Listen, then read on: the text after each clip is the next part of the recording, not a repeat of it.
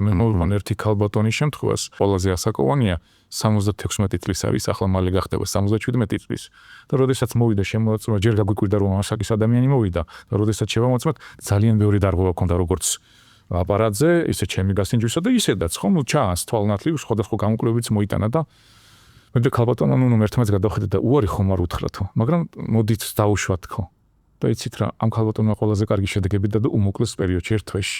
მას უფრო მეტი ჩივლები ჰქონდა და იტანჯებოდა ამისგან.